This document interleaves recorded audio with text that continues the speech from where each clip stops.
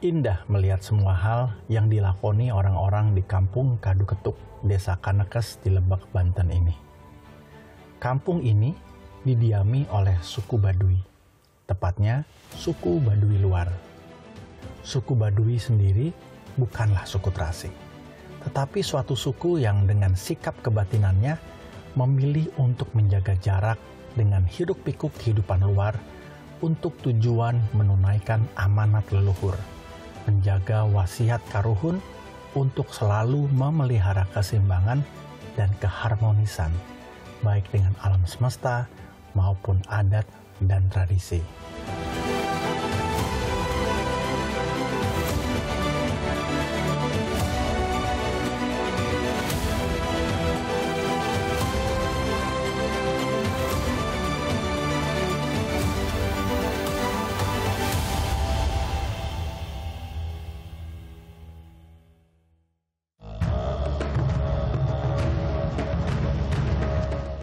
Ya. Kita sedang ada di Baduy. Tahu dong, kalau kita berdua, saya dan Pak Supari berpetualang. Pasti ada sesuatu yang sedang kita tuju. Yes, ada UMKM keren di sini. Dan jujur saja, ini yang membuat pikiran saya dan Pak Supari dipenuhi rasa ingin tahu. Di sisi lain, UMKM adalah sebuah usaha yang syarat dengan perjuangan untuk menuju sebuah perubahan. Sementara, ada sebuah filosofi hidup yang dipegang erat oleh masyarakat Baduy, yaitu panjang jangan dipotong, pendek jangan disambung. Artinya, serahkan semuanya pada alam dan Sang Pencipta. Biarkan semuanya berjalan apa adanya dan sebagaimana mestinya. Kontradiktifkah? Nah, ini menariknya. Bagaimana sebuah ekosistem usaha yang sedikit banyak harus bersentuhan dengan modernitas, tapi bisa selaras dengan kehidupan yang berbingkai adat, serta tradisi yang kuat.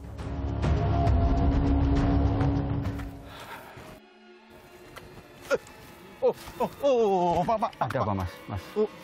Ular. Tenang. Mas Harto tenang, jangan bergerak. Dia lewat saja. Nanti pergi sendiri.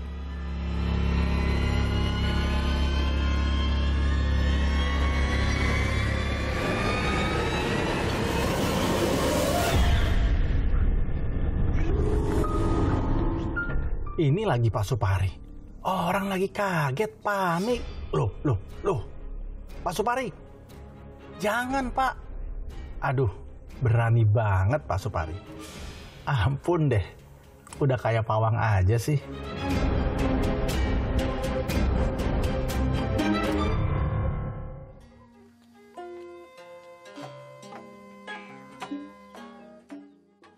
Pak, kita udah ketemu ular, Pak. Udah muter-muter di hutan setengah jam.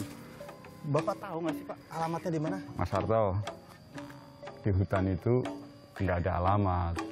Nanti kita akan dituntun alam. Jalan aja, yuk. Pak Supari.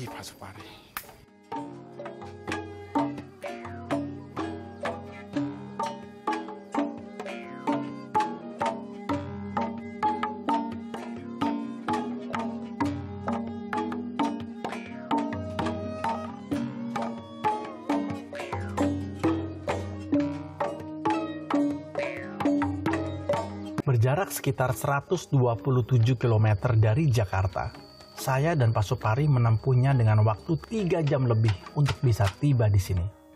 Kami semakin didorong oleh rasa penasaran, ingin segera bertemu dengan UMKM yang keren itu.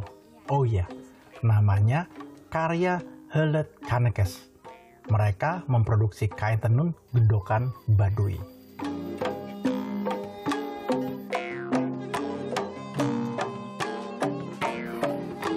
Mas.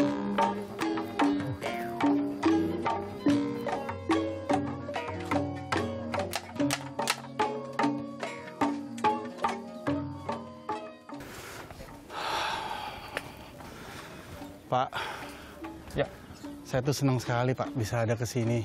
Ini impian dari kecil loh Pak. Oh ya? Selalu lihat berita, lihat gambar-gambar tentang Baduy, akhirnya bisa ngelihat. Ini dilihat banyak sekali ini ya Pak ya, kayak pengrajin-pengrajin UKM-UKM kayak gitu ya? Iya Mas, UMKM di sini apa ya, unik ya. Karena hampir semua pelaku itu memegang teguh kearifan lokal Mas. Dari mulai ini tenun, Ya, ya. ini warna-warnanya juga warna-warna alami. Ya. Proses pembuatannya juga memerlukan waktu yang panjang.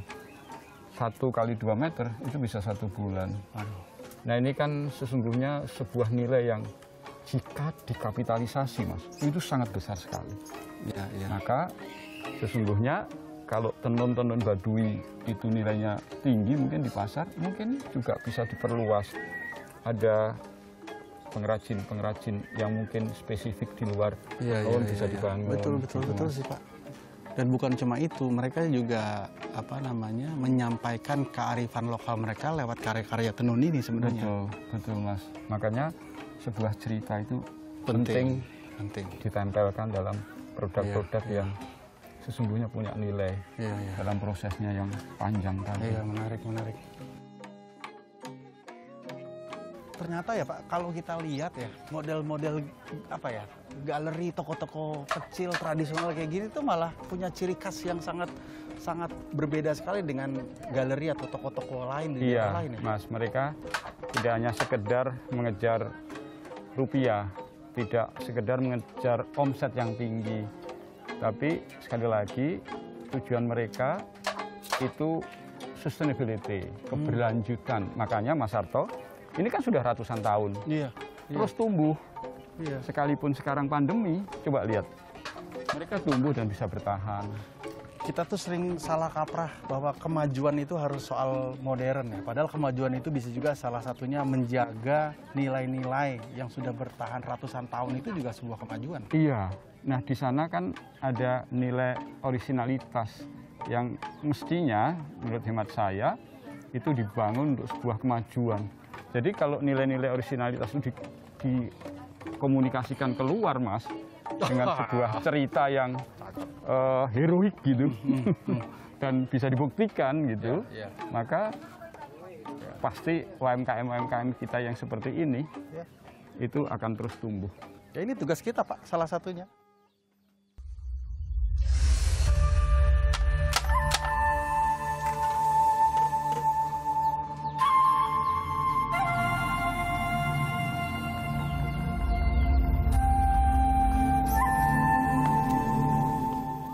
Mas Sarto, Ya Pak. kelihatannya ini nih alamat yang kita cari. Oh, ini Pak. Nah, ini Pak Amir. Kenakan Mas Sarto. Kang Amir, salam kenal. Ini Mantri BRI, Mas Nova. Salam kenal Mas. Saya sama Mas Sarto sudah ke Kang Amir. Oke. Mau diajak Jadi apa ini? sekarang karena Bapak udah datang ke tempat saya, yuk kita sekarang ngeliat pengrajin tenun, ngeliat tukang celup, ngeliat apa yang ada di Baduy. Oke, ayo Mas Sarto. Ya, lanjut. Dengan sikap batinnya sebagai orang Baduy, Amir bin Salim sebagai pendiri karya Helet Kanekes menjadikan adat dan tradisi Baduy sebagai motivasi serta orientasi dalam usaha. Sebenarnya suku Baduy itu mereka nggak menutup diri kok. Buktinya kita diterima dengan baik sekali di sini. Dan kalau kita belajar tentang kearifan lokal, mereka memang sangat menjaga kearifan lokal itu. Nah, sekarang teman-teman suku Baduy juga tahu bahwa networking, kerjasama dengan pihak luar jadi penting. Sehingga sekarang jejaring dan kerjasama dengan suku Baduy juga menjadi sebuah keharusan dan merupakan bagian dari inisiatif sosial mereka untuk bisa berinteraksi dengan dunia luar.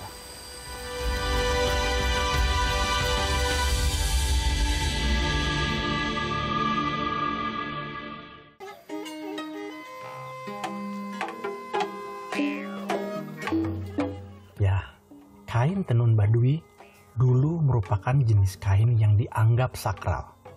Karena itu, dulu pembuatannya butuh ritual khusus, dikerjakan pada waktu tertentu dan hanya perempuan Baduy terpilih yang sanggup menenunnya.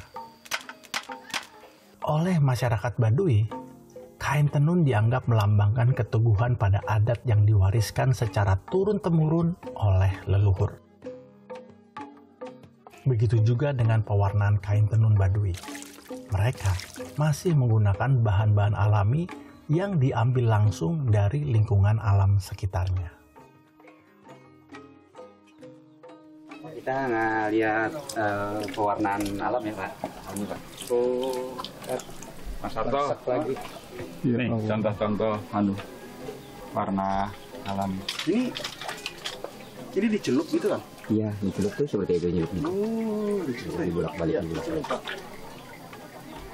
Ini masih basah, tapi sudah bagus, elegan. Iya.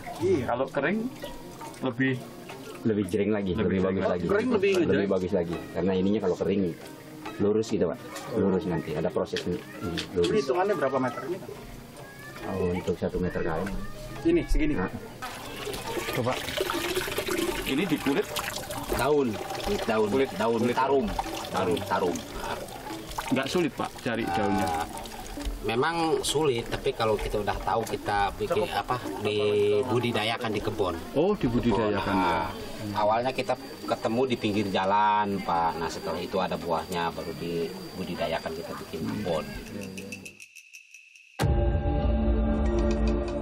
Ini yang namanya prinsip kearifan. Sumber utama pewarna alaminya diambil dari tumbuhan dan mikroorganisme yang mudah terurai dan ramah lingkungan. Lihat deh, caranya sih bisa terlihat sederhana dengan perlengkapan seadanya. Tapi jangan salah, proses pewarnaan benang-benang ini sepertinya menuntut kesabaran yang tinggi.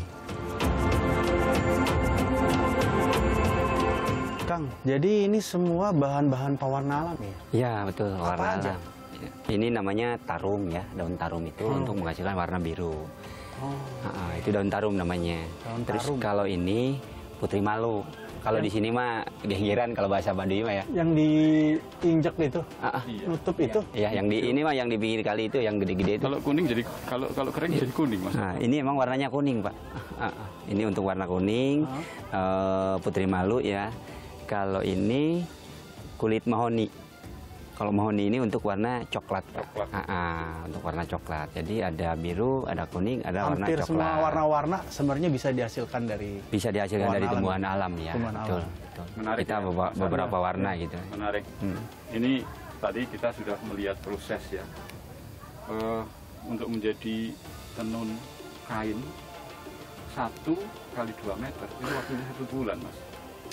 Jadi memerlukan proses yang panjang Iya. dengan menggunakan warna-warna alami. Iya. Sementara ada pilihan lain menggunakan warna sintetis. Tapi masyarakat Baduy begitu teguhnya mempertahankan kearifan lokal. Kang Amir, Iya, Pak, siap. kok sampai dengan hari ini masyarakat bisa mempertahankan kearifan lokal seperti ini? Bagaimana ceritanya? Karena kita sangat cinta ke alam, Pak. Jadi kita cinta ke alam, merawat alam. Jadi semua yang berkaitan dengan alam tidak boleh mencemari lingkungan yang ada di sini, Pak. Kenapa kita memakai pewarna alam? Karena pewarna alam itu sangat bersahabat dengan alam karena namanya juga alam, Pak. Gitu. Kalau sintetis, setahu kita ya, kita celup limbahnya merusak alam. Kalau ini mah menyerap dengan alam gitu, Pak. Makanya ada filosofi kita warna hitam, biru, sama putih. Putih melambangkan kesucian diri kita, hitam warna kesederhanaan, biru menggambarkan kelestarian alam kita. Jadi kita punya warna 3. dalam ya Pak? Oh ini biru nih kita nih. Biru hitam itu khas Baduy luar, nanti hitam, putih, warna Baduy dalam. Gitu. Pemberdayaan UMKM seperti di Baduy ini butuh peran nyata kita semua. Seperti yang dilakukan oleh Mantri BRI dengan melakukan pendampingan contohnya. Keunikannya warga di sini itu punya keahlian yang turun-temurun itu dari tenunnya. Dari tenunnya sendiri hasilnya bagus dan untuk produksinya itu mereka tidak menggunakan barang-barang misalkan dari pewarnaan itu ilmiah ya. Nah, mereka menggunakan bahan-bahannya itu dari alam. Nah, kalau misalkan saran saya sih untuk mempertahankan dia bisa produksi menggunakan bahan alami, ya itu dia jangan sampai ya mengambil bahannya tanpa tidak melakukan istilahnya itu seperti reboisasi ya, penanaman ulang. penanaman ulang agar bahannya tetap terjaga, tumbuhannya tetap ada. Dan kalau misalkan setiap hari diambil, kita tidak menanam kembali, suatu saat kan nanti bahannya itu semakin berkurang ya, semakin sedikit. Ya, seperti itu. Saya dan Pak Supari masih akan mencari tahu lebih jauh tentang identitas karya kain tenun Baduy yang tidak pernah meninggalkan tradisi dan bagaimana cara mereka menjaga prinsip integritas. Jangan kemana-mana.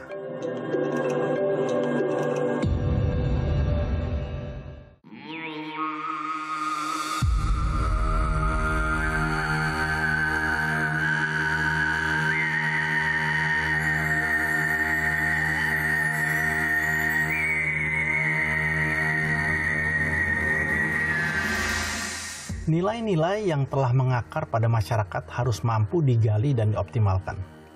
Tidak mudah memang menggali potensinya. Butuh upaya dan energi lebih.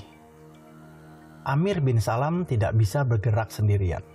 Tapi untungnya ada Mantri BRI yang senantiasa siap memberi dukungan dan menemani proses yang dilakoni oleh para pelaku UMKM untuk bisa terus produktif. Seperti di Baduy ini. Lihat, mereka sudah seperti sahabat kan?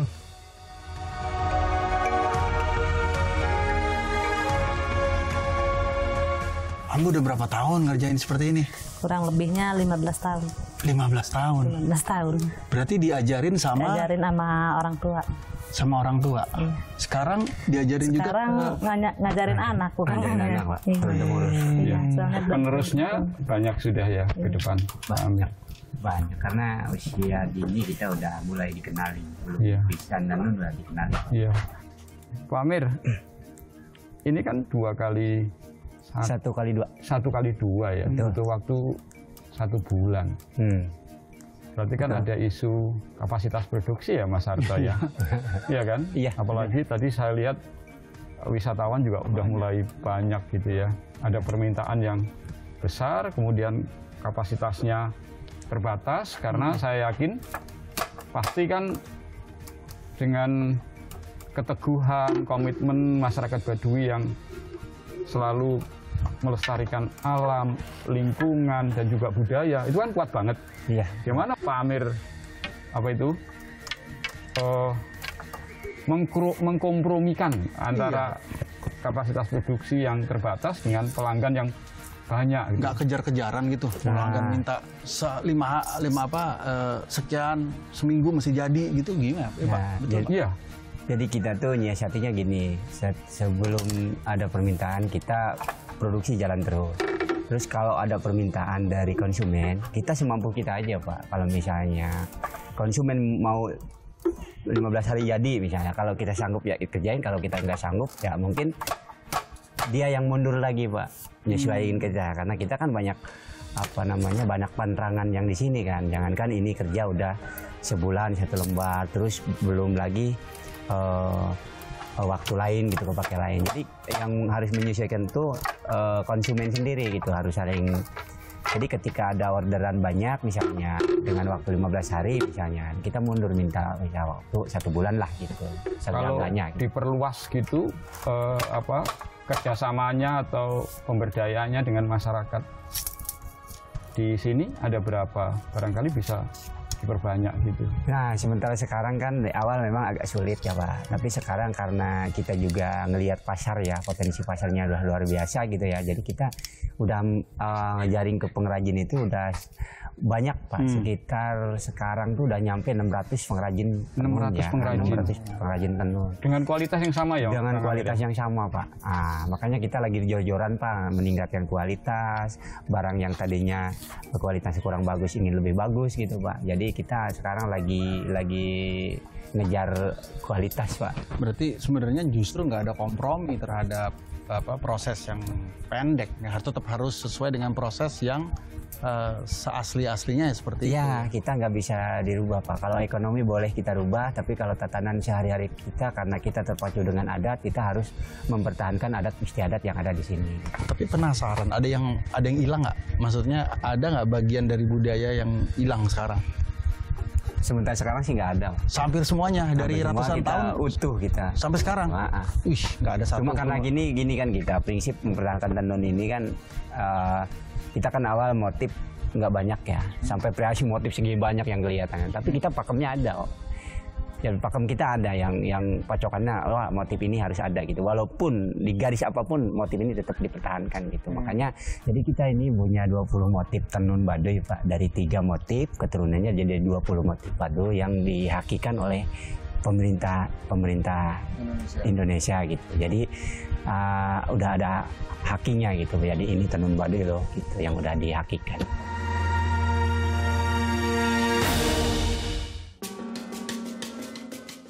Melihat semangat Amir bin Salam yang tak pernah surut membangun karya Heuleut Kannekes, tak heran apabila Mantri BRI juga merasa perlu melakukan pelayanan dan pendampingannya secara maksimal. Kehadiran Mantri membuat banyak masyarakat dan pelaku UMKM tak lagi merasa sendirian memperjuangkan tujuannya. Untuk saat ini kita sudah melakukan banyak ya, salah satunya dengan pengadaan QRIS BRI untuk mempermudah transaksi dari hasil penjualan. Dan untuk saat ini karya Heuleut ini kita sudah daftarkan di klasterku hidupku. Nah, di situ adalah suatu wadah untuk para pelaku usaha, klaster usaha. Adapun nanti ke depannya kita bantu dalam sisi pemberdayaan seperti itu. Amir bin Salam sadar betul dengan tata aturan adat. Faedah nyata yang menjadi tujuannya adalah bagaimana agar kekayaan lokal, dalam hal ini kain tenun Gedongan Baduy, bisa dikenal lebih luas, sambil tetap menjaga kelestariannya. Hal ini tentu butuh kesepakatan dan kesungguhan secara kolektif, mulai dari pemangku adat hingga masyarakat yang menjadi anggota ekosistemnya. Bagi kami kalau yang untuk UMKM ke depan ya pasti lebih tumbuh. Tapi kalau yang adat sisi adat yang melanggar yang itu tetap harus dijalankan. Soalnya kalau yang biarpun sehebatnya tadi negara maju, negara berkembang, negara bahan dibangun, tetap sehebat adat sisi adat itu harus dijaga, harus dilestarikan. Soalnya kalau yang tidak menjaga alam, tidak menjaga kelestarian lingkungan, itu khawatiran kalau yang sudah semuanya dibebaskan, nanti kebebasan.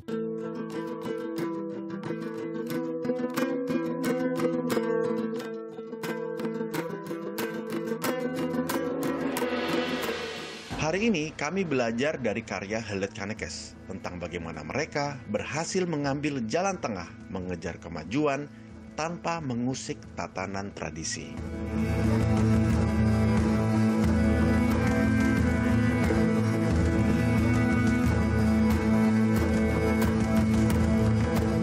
Petualangan demi petualangan telah kami lalui. Kami menjadi saksi betapa usaha mikro bisa menjadi garda depan perekonomian.